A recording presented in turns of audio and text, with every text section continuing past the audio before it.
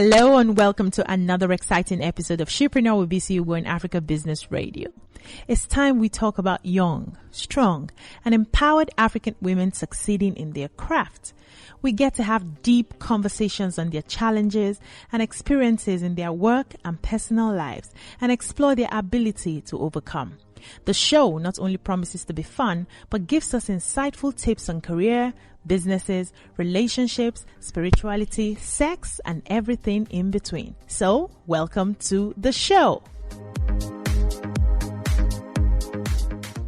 On the trivia today, I will continue the conversation on self-care, and today's focus will be on the art of practicing self-care. Having established what self-care is and its different forms, the question will then be, how do we practice self-care? With every single day comes all sorts of thoughts, feelings, and encounters with others that can sometimes leave us feeling a bit drained of our energy. And if you ignore taking care of your own needs, it can lead to a lot of problems. Audre Lorde said, and I quote, "Caring for myself is not self-indulgent.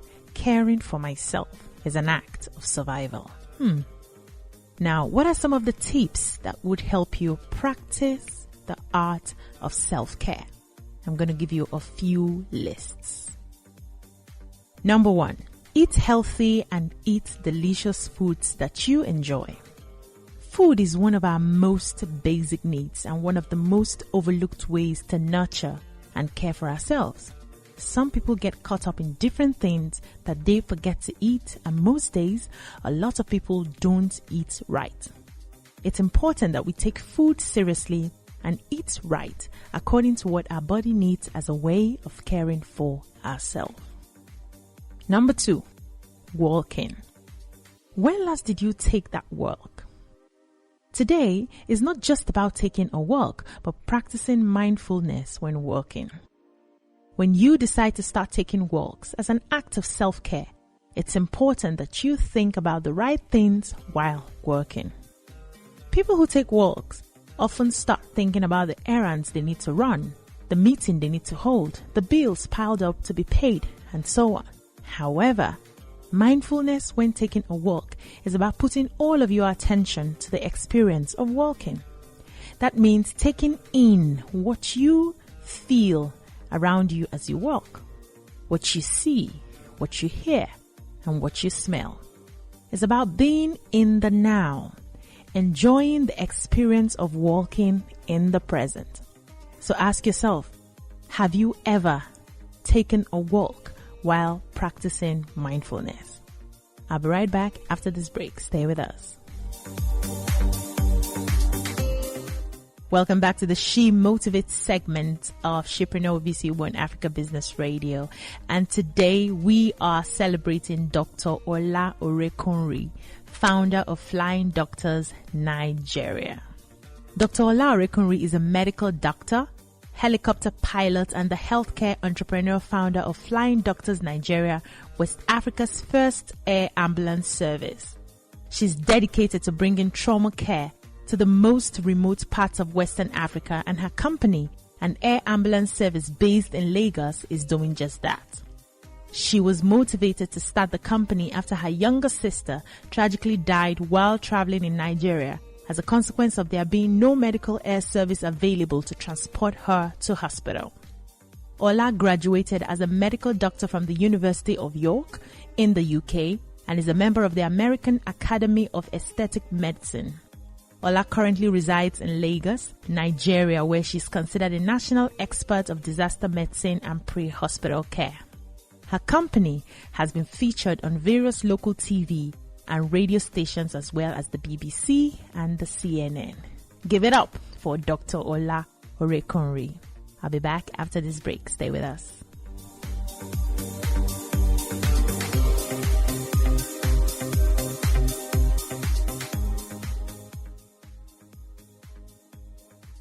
Welcome back to the Shiro segment. You're still listening to Shipreneur with BC Ugo in Africa Business Radio. And like I always say, a Shiro is a hero without a cape. Have you learned that? A shiro is a hero without a cape. And today I have with me again a mental health advocate, a certified life coach, Neuro-Linguistic Programming Therapist, an emotional freedom technique and matrix reimprinting therapist. She has a first degree in accountancy and a master's degree in financial decision analysis from the University of Portsmouth, United Kingdom. She is known as the Soul Doctor, equipped to help people overcome abuse and trauma, boost self-confidence and esteem, and develop relationship skills. Welcome with me, Jola-Grace Emmanuel. Hello. I was so cram this your profile. How are you doing today, ma'am? I'm very well, thank you. Thanks for having me again. Yes, you're welcome. You know, you'll be running off to the UK soon, so I wanted to milk as much as we can milk from you, so that even after you're gone, we'll have something to remind us, help us navigate life till you come back again. Thank you so much for the opportunity. Yeah, so today we're going to be talking about understanding friendship versus acquaintance. I realize that sometimes we expect too much because we really have not defined what we are having with that particular person. So today I want you to help us understand the difference between friendship and acquaintance. Awesome. I mean, that's one of the topics that I actually absolutely love talking about, because I call myself a relationship dynamics expert. And you know, sometimes when you hear, oh, this person is a relationship expert, your mind goes to, oh, a romantic relationship. I'm like, no, that's just one part of relationship. There's so many other parts of relationship. So usually I say there are 4 general levels of a relationship. So the first one is a family relationship, people that you are related to by blood. So that's a relationship. You know, you have a relationship with those people. Now, secondly, I would say your colleagues or your acquaintances, because your colleagues can also be your acquaintances. Okay. And then you have your friends, people that you call your friends. And then you also have romantic relationships. So a friend, a lot of times the problem we have with relationship is we don't define our relationship. So I mean, it's clear. Someone that is your family is your family. You know this person is by blood. By blood. Yeah. It's very clear. There's no need to define that. If someone you're in a romantic relationship with, a lot of times when, I mean, all things being equal is defined, it's clear, we know that, okay. But the problem is someone that is an acquaintance and someone that is supposed to be a friend, the line is very thin. And a lot of times we put ourselves into trouble because we have not sat down to ask ourselves, is this person a friend? Is this person an acquaintance? Wow. And sometimes we just relate with an acquaintance as a friend, and we relate with a friend as an acquaintance. Jeez. And it's like we are shooting ourselves in the foot. It's just a lot of headache. You're trying to make it work. It's just frustrating. And again, I'm going to allude to the good book that says 2 are better than 1. So if you have a friend, if somebody is your friend, if you call somebody your friend, life should be better with that person. Things should be easy. Things should be easier for you. It should not be a lot of hard work. You should not have to always explain yourself or you expect something from the person and they're not there and you're getting angry. And there might really not be anything wrong with that person. And there might really not be anything wrong with you. You know, sometimes I make this analogy that the reason why it's important for us to define our relationships is so we don't get ourselves into trouble. Because now, if I wear size 8 shoes, okay, just in case you want to buy me a shoe. You wear size 8? Yes, I do wear size 8 shoes. Noted. Anybody out there is size 8. So I wear size 8 shoes, and you know that I'm sure you have a big feet as well. Sometimes when you go to the stores, you see very pretty shoes, but they are in small sizes. Yeah. And I'm like, but why? So there are a few times where I've seen like a size 7 and I'm like, this shoe is just pretty. Beautiful. I'm going to buy it. He's 7, I'm 8, I'm sure I can. And then how, I don't know whether you've done it before, but I've done it before. I've squeezed my leg into the shoe and my leg enters. So I'm like, but you can't walk for long. It will expand with time. Those lies that you tell yourself. This shoe is so beautiful, it's to expand with time. And then you buy the shoe and then you go home. And then a party is coming on or you have to go for an outing. Oh, I'm wearing my shoe. And then you of course your leg fits into the shoe. And then you walk. And then 2 minutes after you remove the shoe and you're like, oh. You're looking for slippers. You're looking for slime. Then you are there, everybody. So you are walking, you are in pain. You're like, oh, this shoe, why are you like this? This shoe, and the shoe is upset with you. Why are you removing me? I'm supposed to. Now you have a problem. So the question is there something wrong with you? Or is there something wrong with the shoe? Who has a problem, the shoe or you? And the answer is neither of the parties has any problem. The shoe doesn't have a problem. You don't have a problem. So what is the problem? There is no fit. It's a mismatch. There's a mismatch. So you don't fit. That is a size 7. You are size 8. You need to get a size 8 shoe to be happy, to be comfortable, for the shoe to be like, okay, I'm on display. People are looking at, so I love your shoes. And the shoe is happy that people are admiring, So a lot of times you are size 8 and you get into friendship with somebody that's size 7. And you keep wondering what's going on. There's always strife. I'm uncomfortable. There's a problem. There's nothing wrong with that person. And there's nothing wrong with you. The only problem is there is a mismatch. You haven't gotten things right. There's a problem with the fit. You need to check. Is this person supposed to be my friend or my acquaintance? Wow, that is really deep. I like the analogy of the shoe. So in case anybody is not understanding, you just know that you can be in a relationship with someone and there's a mismatch. Absolutely. You guys don't really fit. I need to, look at it. But I still am curious. How do you know this person is a friend and this person is an acquaintance? What qualities do you look out for in friendship? I love that. Socrates says the beginning of wisdom is to know yourself. So I've spoken about this in previous recordings, so I'm going to go back there again. Before you can even say you want to call somebody a friend, you need to know who you are, first of all. Because if I want to ask somebody to buy me a pair of shoes, and they're like, okay, no problem, I'll buy you a pair of shoes. What's your size? I don't really know. I'll just buy anything. Well, there's going to be a problem. So I need to know my size. I need to know who I am. I need to know what are my likes, what are my dislikes, what are the things that make me tick, where am I going in life, what is my purpose, what do I love. First of all, I need to know myself. And a lot of times you don't even know yourself. You just think that you know yourself, or you see a group of people and you I would love to be in this circle. I would love them to be my friend. I would love to be their friends. But why do you want to be their friend? That's one of the questions you need to ask yourself. Why do I want this person to be? So that people will know that I also belong to the clique, or people will respect me. That means you don't even know who you are. You don't even respect yourself. You have low self-esteem. Because your friends are not supposed to boost your esteem. You are supposed to feel good by yourself and then be with people that know who they are and they all feel good with themselves. So the first thing you need to first of all start asking yourself is, who am I? What do I like? If I love going to the movies and my friend, the person I want to be friends with, likes staying at home, we're not going to enjoy that relationship. There's always going to be fight. Maybe sometimes say, okay, I'll just go with you, and then the person will not be happy.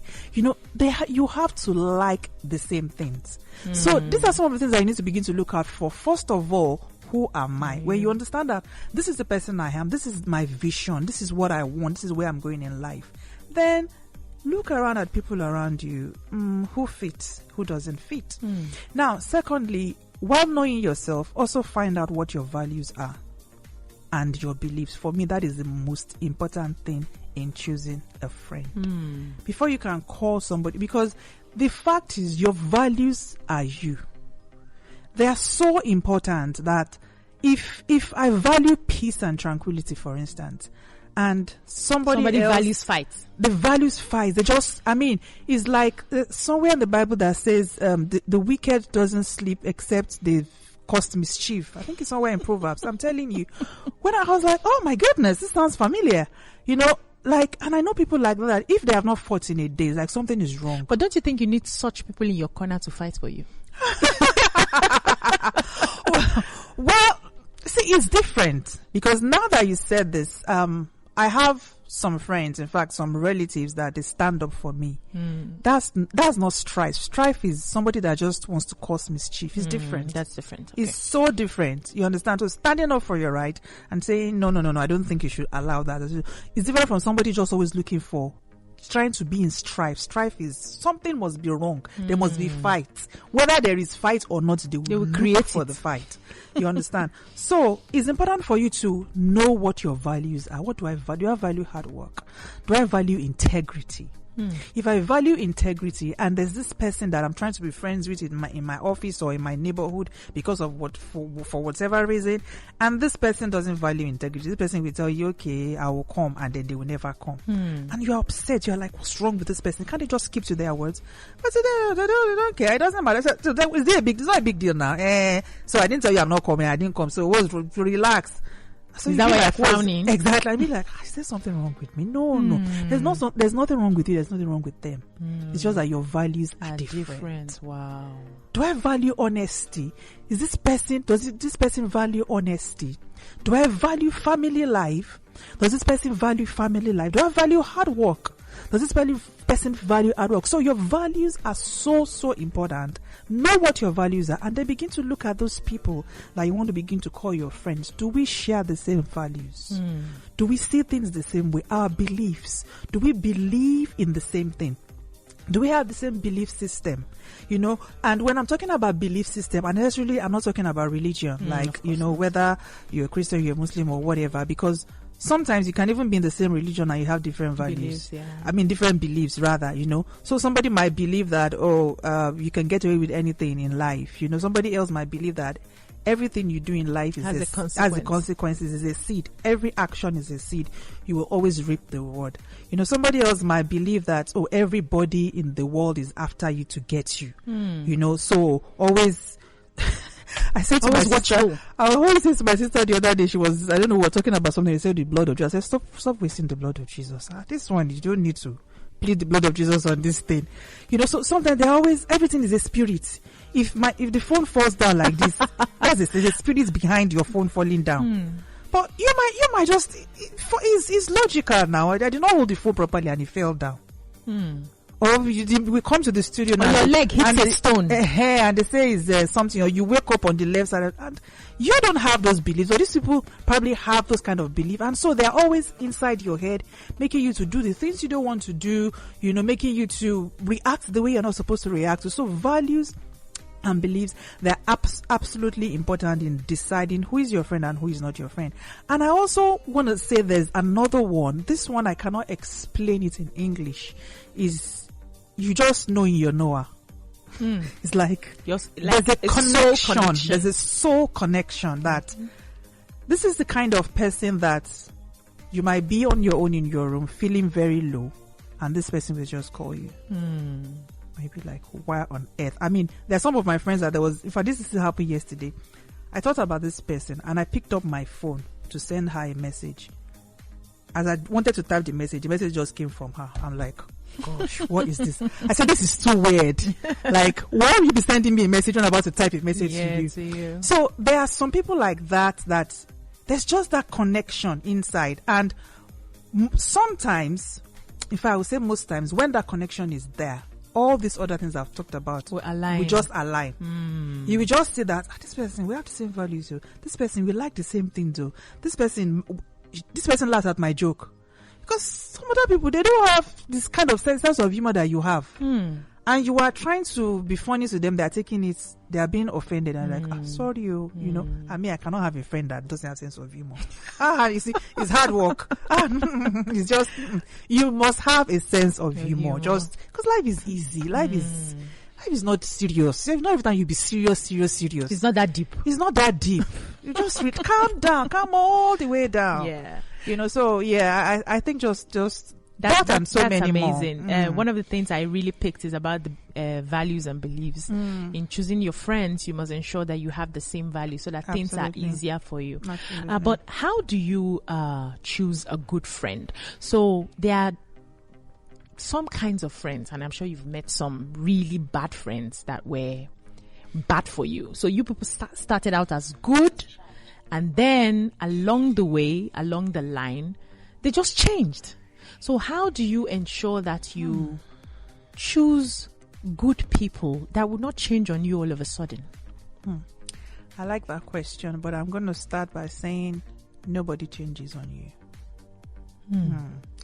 In fact, I got this a few days ago because I was reflecting, and some people say I'm too deep. I don't know. I can't help it. I just think, and these things just come to me.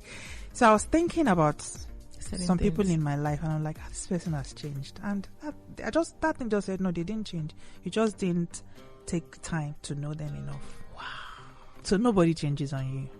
Nobody changes on you. Deep. You just did not take time to get to know that person well enough before you jumped into the boat of friendship. You just assume that, okay, because part of the things I'm going to talk about before you start calling somebody your friend is give it time. You need to give it time. Everything might look okay, like this person likes the thing I like, we have the same values and everything like that, but just give it time. Test it. They say nobody can consistently act in a way that is inconsistent with who they are on a consistent basis. So sometimes somebody might want to be your friend and they might look okay, because at the end of the day, let's not deceive ourselves. Every friendship must be mutually beneficial, to both parties. There must be, if you are my friend, I must see what you can do for me and what I can do for you. If there's nothing, if there's no benefit, there's really nothing. There's no point.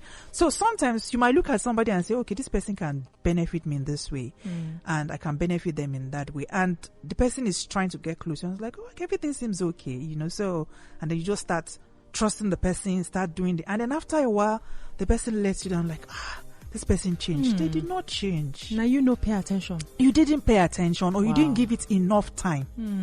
You didn't give that friendship enough time, and what is enough time, Jola? Yeah, I also want to say that I don't believe in the school of thought that there are different kinds of friendships. I was planning to ask you that. There are different kinds of relationships. Okay. Because who is a friend? A friend stands up for you when others try to hurt you emotionally or physically. A friend will do anything they can do to make sure that you stay safe. They don't care who is trying to harm you. They will defend you anytime, anywhere. Whether you are there or not. Whether you are there or not. A friend knows your weaknesses but will not expose you in public. A friend will call you and tell you, Jola, that what you did is not good. But outside, in public, will defend you, will stand by you, even when they know that you've done something wrong. And everybody's saying you've done that thing. That. I mean, there was somebody that was involved in a scandal years ago, and this person was saying that there was that everybody else, even people that they thought were their friends, everybody, was against them. But there was 1-2 people that said, I'm here for you. I'm here for you if you want to talk. That's all. And that person just said, that's me. Because see, nobody is perfect. And they said that a friend in need, a friend indeed is a friend. A friend in whatever. A friend in need is a friend indeed. And I also want to say that in times of trouble, that's when you know you're real friends. Wow. So those are the kind of things. Just don't be too quick to call somebody a friend, or to call somebody my bestie. Don't be too quick. Don't be too quick to give it time. Give it time. Let things happen. See how it goes. See, when you upset them, how do they get angry? I have friends that they've been my friend since when we were in school and all of that. And it's not as if we've never had conflict or disagreement or argument, but we always had a way of resolving it and moving on and understanding even that we are growing, because again, we're not all on the same level. And sometimes as well, you outgrow people that you call your friends, which is why I said values, purpose, beliefs. Where are we going? We're supposed to grow together. So if you are now beginning to learn some things, and that your friend too is not learning on the same level as you, then you are not reasoning on the same level again. It's like our compatibility socially, something is wrong with it. So, which is why all of those things are. But I think if friend is a very, very deep word, and people use it loosely. Is a very deep word. Before you say this person is my bestie, this person is my friend. That is heavy. Very heavy. Jesus said, I no longer call you servants, I have called you friends. You have access to that person. You have access to the same thing that person has access to. So be careful who you call your friends, because if that person is your friend and they come and tell you that this person committed a crime or something, will you go and bail that person out? You say, I don't know him. You are not yet on that level of friendship, which is why Jesus asked Simon, do you love me? After he died and he rose and he came back to life, do you love me? It's like, what are you talking about? I love you now. Because he could not stand up for him when he needed him to be his friend. He denied him. So that he was questioning his friendship, that, oh boy, you talk, say you be my friend now. How far? What's happen? You love me so. Jola, people say that with friendship, you have to learn to compartmentalize. So they are friends for this, and they are friends for that, and they are friends for this. Does it mean that those are really not true friendships? If you have to know that, okay, this person fits in this area, that person fits in that area. Okay, so let me break it down like this. Let's say after somebody's your acquaintance, you talk. For the sake of argument, I will have just said all those other people, they are just acquaintances. You do things together. Maybe you're in the same school, you do the same course. You can still go out even on a movie together with, but they're not. For the sake of argument, I would say, okay, friends and close friends. Okay. So your close friends are your ride or die. They're the people you tell deep things. And I've come across a lot of people that will ask, so who is your best friend? I don't have friends. I don't have any best friend. People are difficult. People are hard. Yes, people are difficult. People are hard. They are bad people, but they're also good people. Okay, he that must have friend must show himself friendly. They will always. You can make it work. You can make it work. It's just that sometimes we allow our past to hold us, in a tight grip, that we are using the glasses of the past to look at everybody else that is around us now, and not giving them that chance. I'm not opening up, because again, we can grow together. Even if you can meet somebody as an acquaintance, and over the years, the person becomes a friend. He becomes a friend, and he becomes a very close friend as well. Sometimes there are some people that say, oh, this is my sister from another mother and something like that. That is the height of friendship. So I would say, yes, close friends. And it's just understanding that, okay, this person, this is how far, what I should expect from them. This person, I can go ahead and ask them for this thing. But all of that comes with time, with paying attention, with knowing who they are, with knowing who you are, with knowing what will upset them, with knowing, respecting their boundaries. Now, I said to somebody during the week, I said, if you know that somebody is a friend indeed, when the person can tell you no and you don't get upset. When I can tell the person no and they don't take it personal. Because sometimes you say, somebody is my friend, so this person is my friend, I want them to come and do something for me, and they say, in fact, a lot of times people don't even just say no outright. They just say, I'll get back to you. Because you try not to hurt the person, but you know that you don't want to. Yeah. If I say, BC, please, can you take me to the mainland? BC, before we are friends, I've been friends for a long time. But I'm not going to the mainland now. You started. It's like, I'm coming. Let me get back to you. Oh my goodness, I would love to take you to the mainland, but I'm sorry, I can't take you to the mainland. Finish. Yeah, okay, no worries.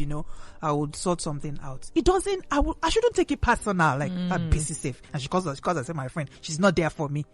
No, now BC has a life. You understand? So even that's part of the problem we have as well. When we say, okay, somebody's your friend, even if the person is your ride or die, they still have a life.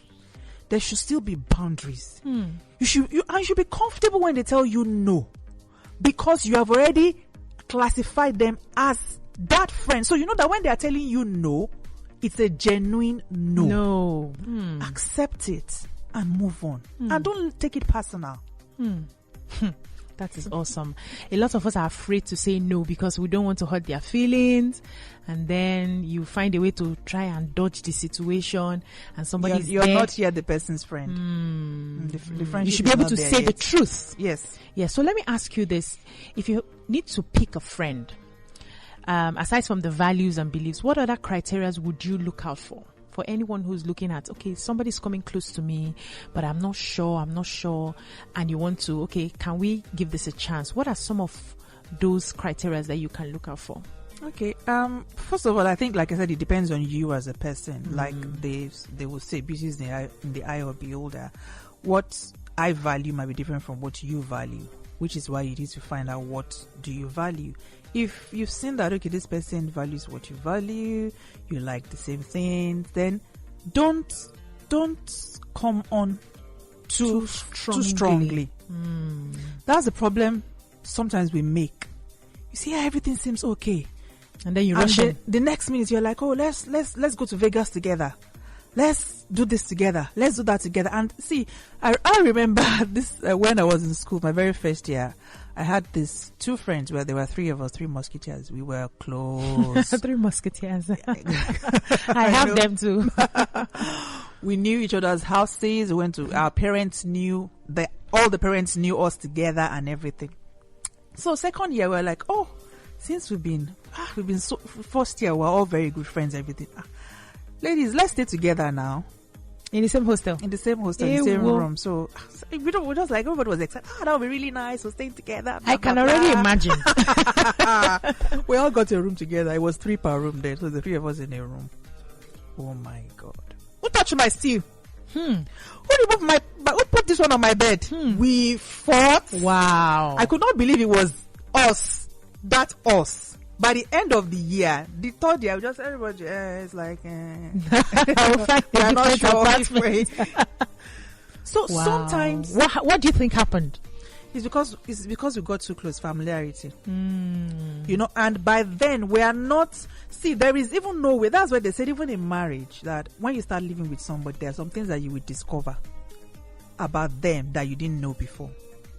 So, but the thing is, you should have made up your mind. The friendship should have been so strong that you anticipate that there will be some things that I'll find about this person. But nothing will break it. Nothing will break it. So somebody comes and sits on your bed that you've laid in the morning. Why is that an issue? This is my friend. If the person was your sister or your blood sister, would you trust them? Or your twin sister or your mom or something that you love so much, and you call them your friend, you were just like, oh, why did you waiting to do you now? Why you can't ruffle my bed like this?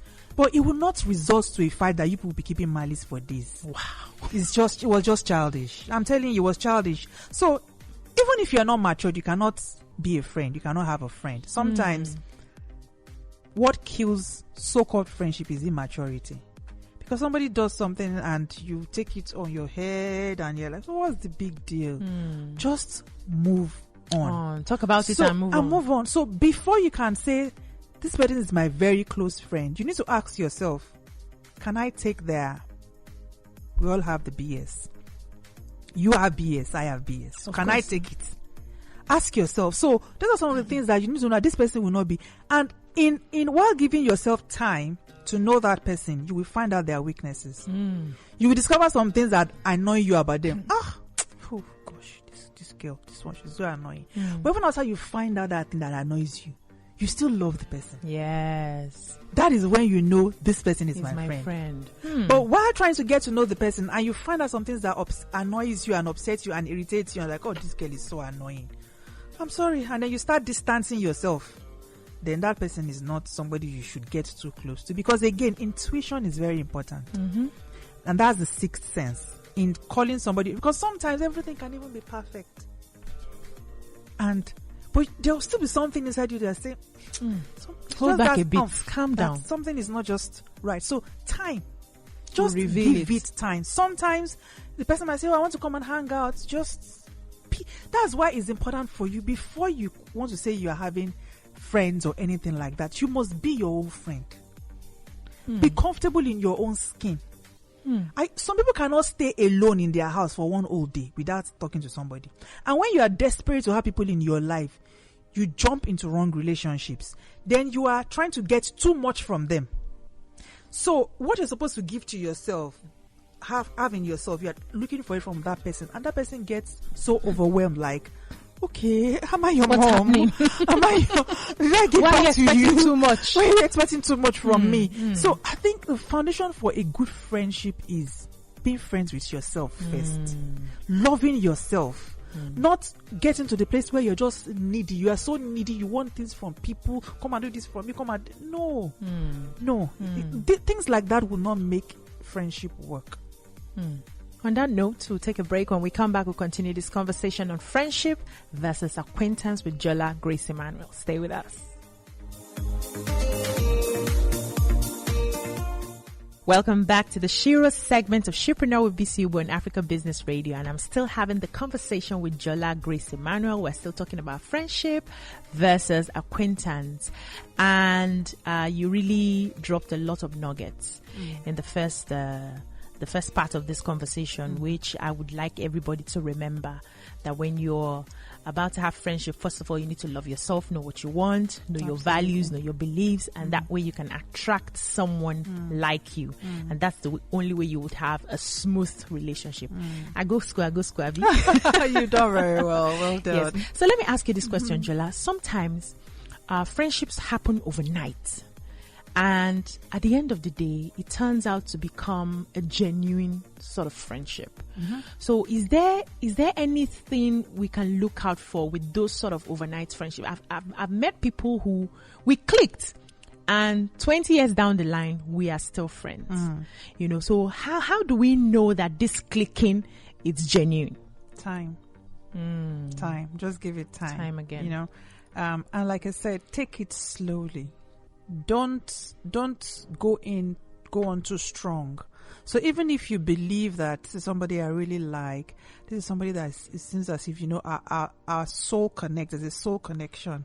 There's a deep calling to deep. There's something. You just know that there's something there. Just still give it time. Take it one day at a time. Don't start expecting so much from the person.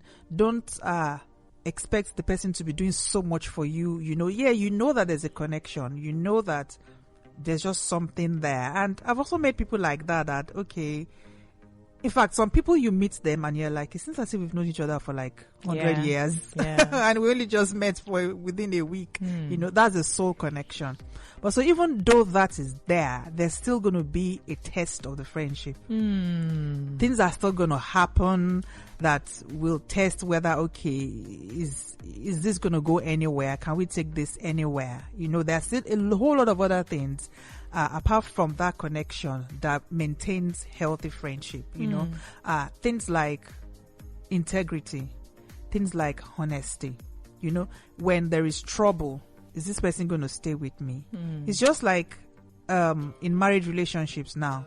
It's not every time that is married, like they say, is not a bed of roses. So even friendship, sometimes there will be challenges. And like I said earlier on, you really know who your true friends are when you are going through a difficult time. And sometimes even the difficult time is your fault. You made a mistake. You did something wrong. You shot yourself in the foot. So, and the people that would come and say, didn't we tell you? Look at you. You shouldn't have done that. It's all your fault. Because see, everybody that does something wrong, they know already does something wrong. So there is no point you now coming to emphasize what they already know.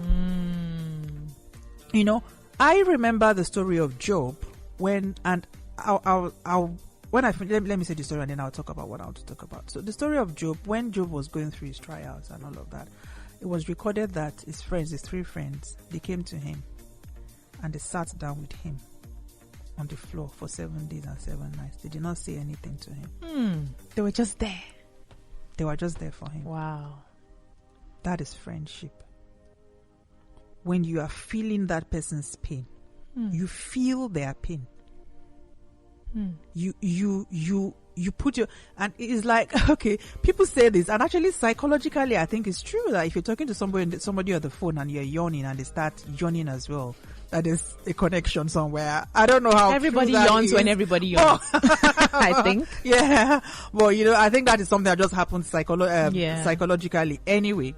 But the ability for somebody to feel you, it's not everybody that has that patience to stick with you when you're going through a difficult time. People can stay with you when things are when the going is good. They know. I mean, everybody is a cousin to somebody that is successful. We went to school together in 1924. I know this person, and then you just. But if there's a problem, and they'd be like, actually no, and they deny you. They deny you. It's not really. It's not that one. The name. It's not like we're very close, though. Yes, I will just. And then you're like, this was supposed to be my friend. No. You just called the person a friend too soon. So it's time. You need to give it time. Even if everything looks okay, everything is fine, still give it time. It's understanding. Do both of you understand each other? Because sometimes you can have that connection with that person, everything can be there, but you have to explain yourself. I put up a post something and I said, be in the circle of those who get you. Because it's too much of a work to explain yourself all the time, and it's like this. No, I did not mean it like that. Oh no, please! Like I can't do this. But some people, I have some friends that just on the phone they be like, "Jola, what's wrong? Your voice is." I'm like, "How do you know something is like?" I know. What is wrong? Or your expression. And he'll be like, even just an audio call, and they just know. They know that something is wrong, this is not how you sound. This is not how you are. They can just feel you. Energy. There's that energy.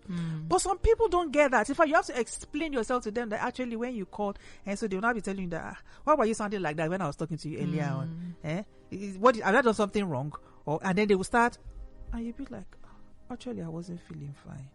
And they did not notice that you weren't. I think it's the same thing that parents feel. Because sometimes my daddy talks to me on the phone and like, Bisi, are you okay? And I know I'm not okay. Maybe I was just trying to take the call. That one, parents own. I think there's just something about because they're your parents.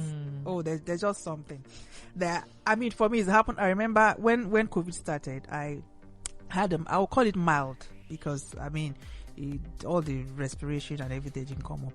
And because parents were really worried, my parents were really worried then and all of that. So I spoke to my dad today. So in my office, the day they closed down our office, so I was like, oh, we're not going to be working from home. They closed our office. So I said, okay, no problem. But so we spoke. And then the next day in the morning, I saw my dad was calling me. I saw like 4 most face calls. I said, why is this man calling me now? And that night, the night that our office was closed, I started coughing and sneezing. By the time I woke up in the morning, I had temperature. I was ill. And I didn't want to tell. I was just, thank God I spoke with them yesterday. I don't have to call. So nobody will call me again. Like that. Because I didn't want to start explaining and they'll be worried, yeah. So I just said, there's no need for them to know. But he was just calling me. His spirit was telling him. So eventually I picked and it was like, what's wrong? So I just said, I knew it. I'm like, whatever.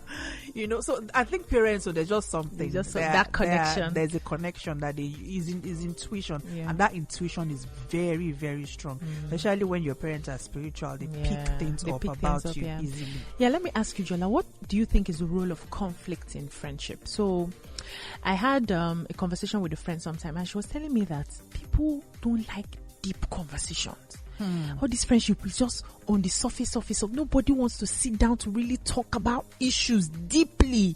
Why are you doing this? How do you feel about this? That. What do you think is the role of conflict, and how do you think friends can resolve their conflicts? Understanding again is what I mentioned understanding just now, because again it's like people say these things about marriage or romantic relationship that love is not enough. They say, oh, is love enough? But the truth is love is not enough, because you can be in love with somebody and so many other things will be wrong. You don't understand, they don't get you, blah blah blah, and all of that. So conflict is bound to happen. There's bound to be disagreements, because we are not all the same. But we're supposed to disagree to agree. Yes, I believe that there should be deep conversation, and sometimes it's because some people are not deep. They are. It's not their fault. It's not their fault. They're just on the surface. They're just on the surface, and you have to try and explain things to them. You know, that's why some people, there are some of my friends that I will look at my phone. We've been talking for 3 hours. What are we talking about? Nothing. Like, what are we? But then some people, you are like, I need to go now after 5 minutes. Yeah, you want to go. There's really nothing to... But some people don't like to talk that much. No, see, I consider myself an introvert. I'm a very quiet person. And in fact, I struggle sometimes. I rather chat with people. I prefer to chat. Like, what's wrong with me? I prefer to chat with people. I prefer to chat. But there are some people that don't chat with me. We have to talk. Okay. And it's not just talking, video call. And we can be on doing the video call for hours. Wow. Those are my friends. Wow. We can be doing the video calls for hours. I don't chat. When as I say hello, I will just call you straight away video call. What's up? Please, we have to do video call. Wow. So is that deep? So that's part of the reason again why I said you need to find out who is this person. Does this person understand me? And it comes from the place of conversation. When you start talking, somebody you meet them for the first time and you guys have so much to talk about. You're sort of are in the same school of thought. You reason the things in the same way. You understand things in the same way. You see that you express yourself in the same way. Then those are the people that you need to begin to bring close to you. Because if you cannot have deep conversations with people, they are not really your friends. But they say opposites attract. So do we have to have the same views on the same topics to be friends? Can't you believe that 2 + 3 is 7 and I believe 2 + 3 is 5 and we still understand our differences and be friends? Is that not possible? It's possible. You can. I mean, again, that is relative. Because if what example can I give?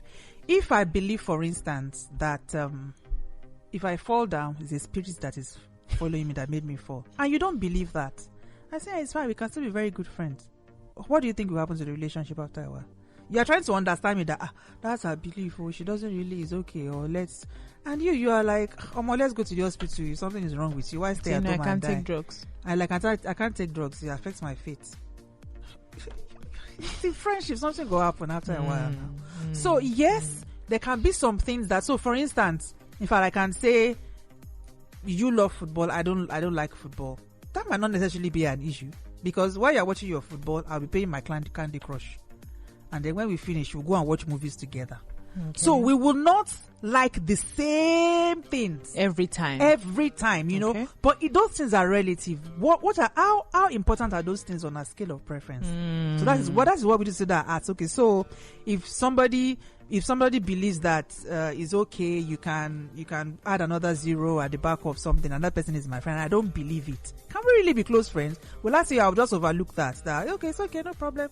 And then even, you know, I will still be free and everything with the person, or somebody that I cannot trust, that you've broken trust, you've you know done something that, and I trusted you, and we still can't be that close friends. So yes, sometimes we will not all agree. So for even food, sometimes you might not like the same things. Somebody might like, you know, the traditional food, the person might like. So it doesn't mean, I mean, the other day they took me somewhere I said, I wanted some, you know, traditional food, and they took me to somewhere, a buka where they sell amala. I'm like, okay, I want to eat amala and everything. And it's not as if I was posing, but I cannot use my hand to eat. Okay, amala. To eat anything. Oh. I cannot use my hand to swallow anything. You're not used to it. Maybe I'll be doing 2 fingers like that. Oh. So I was like, I said, see, me. I would ask for 4 code. They said, whatever. So when we got there, I said, please, me, can I have it? Cutleries, please. And they gave me the fork. Everybody inside the canteen was looking at me. Hey, whoa. It was my own. If I say, let me try, I can't. And there's no point in trying to. So just mean that person is not my friend. So because if that person wasn't my friend, person could actually get offended. What's wrong with you? You are forming. But the person knows that I'm not forming. Okay, so what I'm getting from you now is depending on the scale of importance. How important is that? Okay, so if it's something as minor as food or maybe dress styles and all those things, you can have different views on it. Even dress styles, it depends again. It depends on the kind of dress styles that we're talking about. So if somebody believes in showing flesh, they don't care. They will show flesh as much as possible. and you are their friends, and you don't believe in showing that amount of flesh, there will be a problem. So, I mean, it's different from me. Somebody believes that I love casuals. I always want to wear casuals everywhere. And the other person is always dressed up. That's different. That's different. Yeah. You understand? So, again, it depends on the scale of priority, of importance of what we're talking about. Okay. Yeah, so, in friendships, no matter how deep and genuine the friendships are, must you share all of your secrets to ensure this is true friendship? Or must you, or do you have to have somewhere locked in that you can keep those things you feel is not for the ear of even my friend? That's a tricky one, and I would say borrow yourself sense. Jola, you speak PG. Yes, because they say the walls have ears, and ask yourself, why am I telling this person this thing? If you people are having a conversation and you have to talk about it and you get there, then yes, you can talk about it. But it's not as if you did something yesterday and the person is supposed to be a secret, and you say, for my friends to know that I'm really a very good friend, I must tell my friend this thing. Why? Is it necessary? Is there a reason why if the thing is supposed to be a secret to you, why you're telling? So if it's not necessary, because the person will be like, so why are you telling me this? Is it because the fact that you're telling the person what is supposed to be a secret still means that you don't trust that friendship. It still means that you're still trying to buy the favor of that person. Wow. You're still trying to win the person over, and that is not genuine friendship. So you don't have to. In fact, you might be having a conversation and your friend might ask you, okay, so what happened where you went yesterday? I'd rather not talk about it. She should be okay with that. No, it's fine. She shouldn't push you. She shouldn't push or feel bad. She shouldn't. That's why I said she shouldn't push. So true friendship comes in. That is where boundaries comes in. Every relationship, no matter how close, no matter how tight, there must be boundaries. There must be boundaries. There must be what they call personal space. Allow people to breathe. The problem is that some friendships, some relationships are choking. Choking. It's like, okay, just go with your love and your friendship. This is too much. Don't come and kill me. So allow people to have space, because we are, as much as we are designed to be together, we're also designed to have that time, me time, you and you, being friends with yourself. Because at the end of the day, you can't give what you don't have. I like that. Some people would say, I'm always meeting bad friends. I've never had favor with friendship. They're always breaking my heart. They're always doing this. And then I will look and ask, why is it that you're always attracting those sort of people that break your heart? So Jola, today I want you to help us on how we can be good friends to other people, because I personally believe in energies. What you are is what you attract. Absolutely. So how can we build up ourselves to be good so that we can attract good friends? Just be the light. Be a light. Develop yourself. So which is where I started from again, is where I'm going back to. The greatest wisdom is to know yourself. To know yourself is the beginning of wisdom, Socrates said. So when you know yourself, then you start developing yourself. Self-discovery, self-love, self-care. Because then you will be attractive. And you will not come across as being desperate. When you are desperate to have friends, you will have bad friends. Because everybody is a psychologist, and people just people read people, and people are comfortable to take advantage of somebody else, because every human being is selfish. So you see that this girl wants to be really desperate to having a friend. Well, let's bring her into the clique. Now let me be her friend. She'll be doing this for me. She'll be doing that for me. She'll be doing it for me. And then when that friend now needs this other person to do something for them, like, sorry, I'm not available. I'd be like, but I've done this, I've done that. They were not really your friends in the beginning. It's because of the way you put yourself out there. So it all starts with you developing yourself, loving yourself, because people know whether you love yourself or not. They can tell. And they say people will treat you the way you treat you. So for you to be a good friend to other people, they said he that must have friends must show himself friendly. So you too, all those characteristics, the things that you're looking for, wanting to be in other people, be it as well. Build it in yourself. So so you're attracting bad people. Okay, maybe you are bad. So if you want to attract good people, start being good. So write down, take a paper and write down what do you want in a friend. Okay, I want my friend to be caring. I want my friend to be honest. I want my friend to be trustworthy. I want my friend to be generous. I want my friend to be this. Just write everything down. Start being all of those things. Or ask yourself, so am I caring? Am I generous? Am I generous? Am I nice? Am I honest? Am I honest? Am I forgiving? Can I take people? honesty when it comes? Yeah. So query yourself, question yourself, sit down, have a G1 meeting. So why am I asking? Well, if I'm attracting all these people, and I don't want this kind of people. And again, in psychology, to say don't focus on what you don't want. Focus on what you want. So don't say, I don't want bad friends. If you keep saying, I don't want bad friend, your mind will delete, I don't want. It will not take, I want bad friends. So start focusing on what you want. I want good friends. I want caring friends. I want loving friends. And be all of that as well. I am a good friend. Be all of that. So when you are all of that, then you will attract all of that as well. Let me clap for you. This is so awesome. I enjoyed this conversation. Thanks for honoring the invitation to come on board again. And wish you all the best. Jola-Grace Emmanuel is the soul doctor. She helps people to boost self-confidence. She helps people overcome abuse and trauma. And if you need to reach out to her, you can go on her Instagram page at Jola-Grace _. I think there's an underscore Grace Emmanuel. No, Belle Moments. Jola-Grace _ Belle Moments. Jola-Grace _ Belle Moments. And you can have that conversation. So thank you so much for being on the show.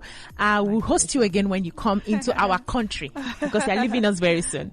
So thank you so much. That's it on Shipreneur with BC Ubo on Africa Business Radio. If you have any suggestions on how this show can be better, send a DM to Africa Business Radio on Instagram and we'll get to it. Till I come your way again next week. Bye bye.